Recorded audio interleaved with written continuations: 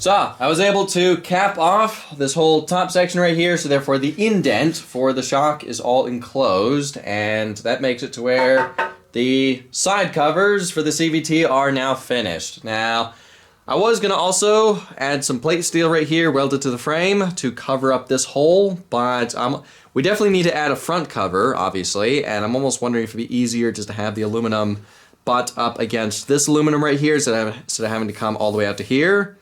So I may just have, you know, this open and then the cover will be here and not all the way out to here. So yeah, let's start working on the front cover, then we can move on to the top cover.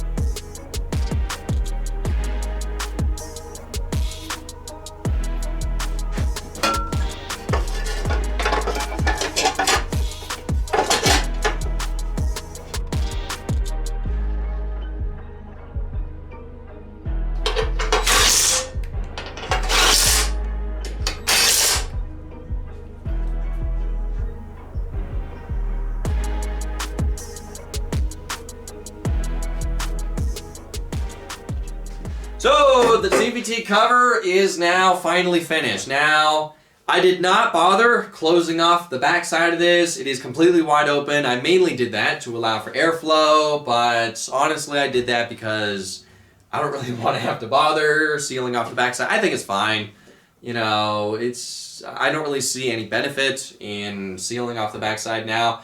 I know that this is not completely sealed off. I don't expect this to be completely sealed off because I was looking at CVT covers on like Polaris Sportsman's or even Polaris Razors, and most Polaris vehicles with a CVT has a cover that is completely sealed off and sometimes even has snorkels, and I'm wondering, like, do I need that for this project?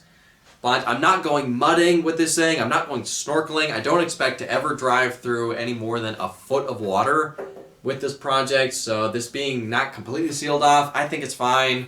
You know, I think it's going to work good enough for what we are doing with this vehicle. So, now, I was going to start working on building the gas tank for this project, but I think first, let's work on installing the gas pedal and brake pedal.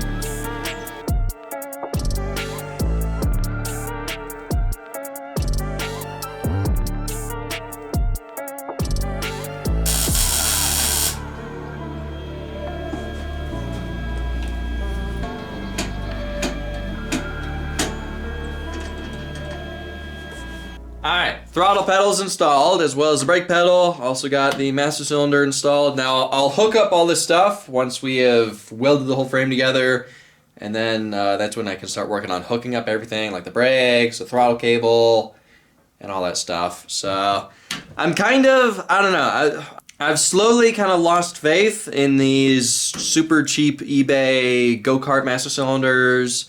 But I don't know, these double barrels seems fine. I think the single barrel are the ones that just don't work that great. So I have these on multiple projects and they seem to work great. So hopefully this will work for this project.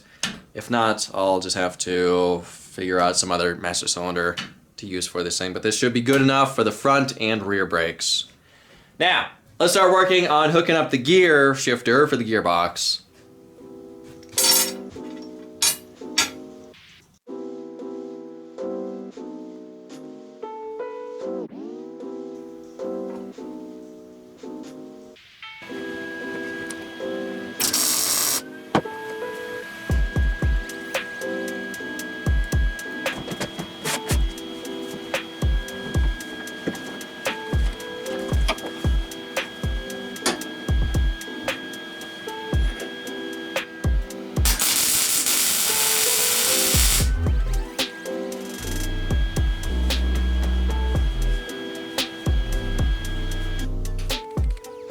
Yeah, I'm gonna definitely want to cut this a lot shorter because I cut it just way too long, but I'm mostly used to motorcycle gearboxes, which is first, second, third, fourth, and fifth.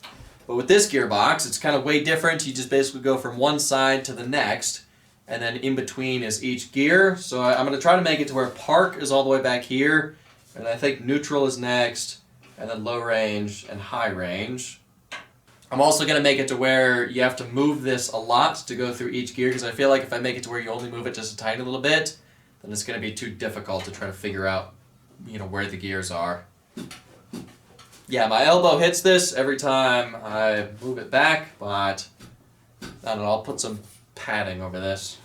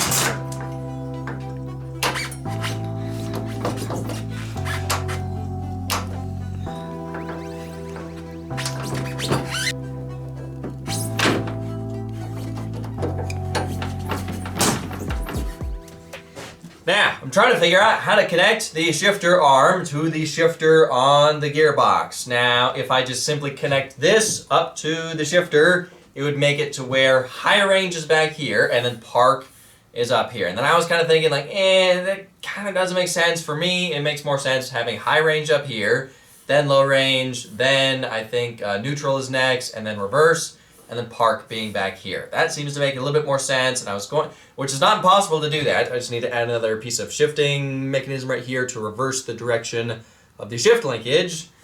But then I looked up what it is on a Razor, and on a Razor, high range is back here, and park is all the way forward. So now I'm kind of like, I don't know which one to do. Should I do it where it's just like a Razor, or should I do it the way I kind of want to do it? So to make it a little bit simpler, I'm just going to make it to where it's the same as a Razor. If I don't like it, I can always change it later on if I want to. So I'm trying to figure out where I should cut this. I'm almost wondering, right about there.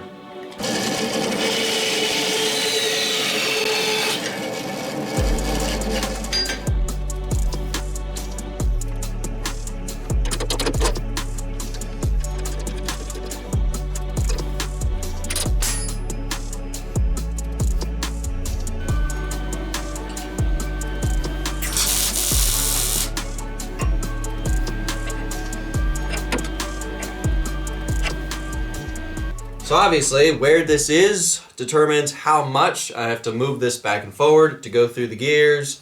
The higher it is, the less I have to move it. The lower it is, the more it's going to move. And like I said before, I want to make it to where you have to move it from all the way here to all the way over here to go through all the gears, just to make it easier to find each gear. So I tacked it right there for now. If it's too much or too little, I can always adjust it.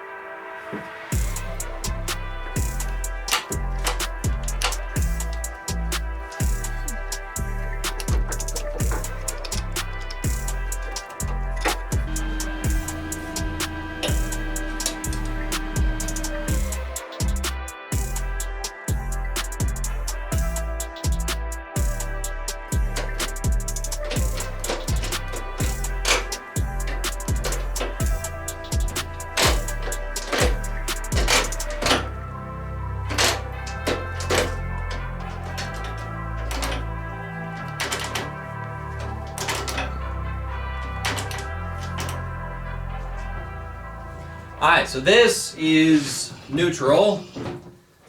This should be low range. Nice. This should be high range. And then low range again. Neutral. And then that is reverse.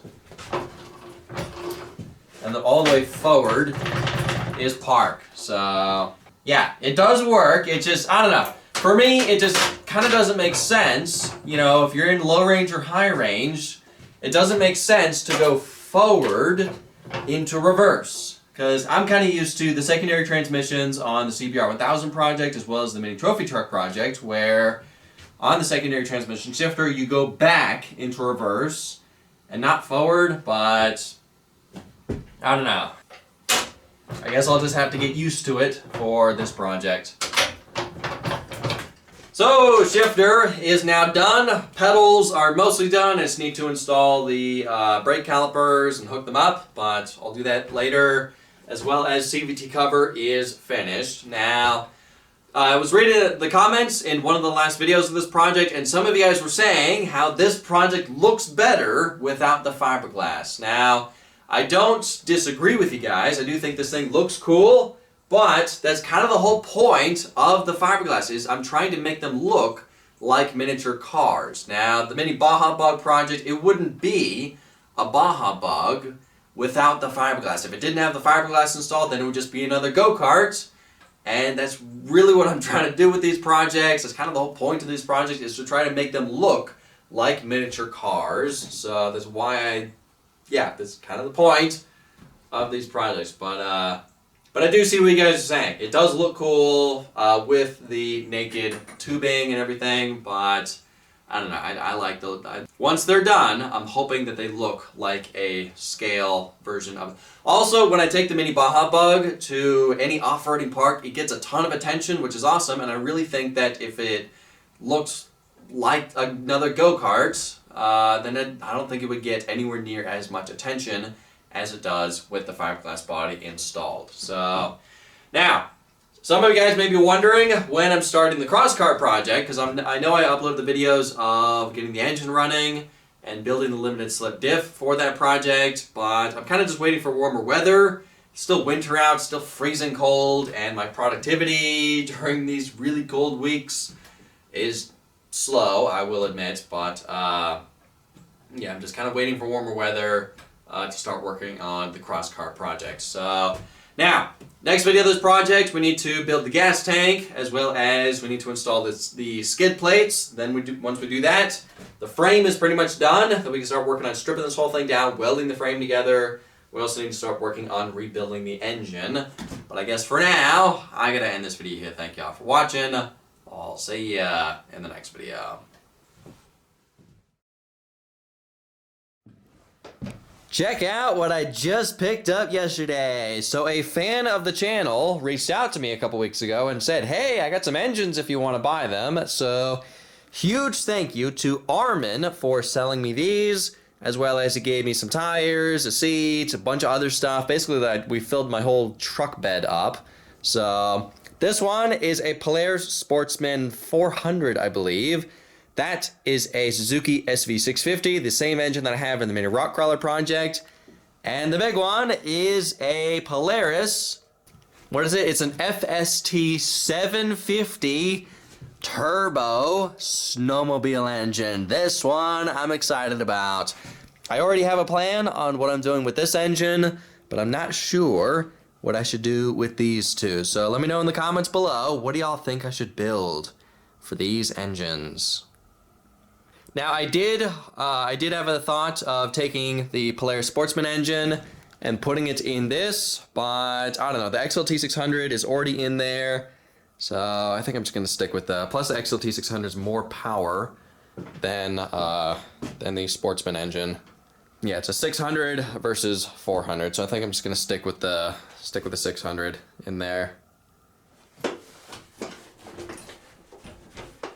Yeah, my knees are right up against this bar. So somebody in the comments had a really good point about how if I ever crash this vehicle or go head on with something like a tree or a rock or another vehicle, like my knees are just gonna get crumpled right into this bar. My teeth are gonna get knocked out by this bar right in front of my face. So trust me, I'm well aware of how dangerous this vehicle is, how much this thing is a death trap, but my plan for this vehicle is always just don't crash, don't do anything stupid, don't roll it over, so, which I know is not a good plan, but I don't know, with the way YouTube is right now, you can't just simply build a simple go-kart or a buggy anymore. It has to be some tiny 100 horsepower death trap to be able to get any sort of views nowadays. And this is why I always really try to make my vehicles unique, and because I mean, let's compare like the CBR 1000 project to the Mini Baja Bug project. The Baja Bug is like extremely unique. No one has ever seen anything like that, especially that fast.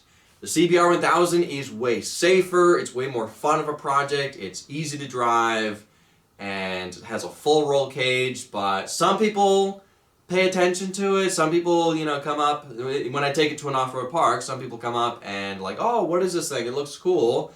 When I take the Mini Baja Bug project to off-road parks, that thing gets so much attention. I get so many people like walking up like, what is this thing? Where'd you get it? How did you build it? So that is why I choose to build these tiny death traps, because they get so much attention versus a more safer vehicle with a full roll cage. They get a little bit of attention, but not as much as these kind of vehicles.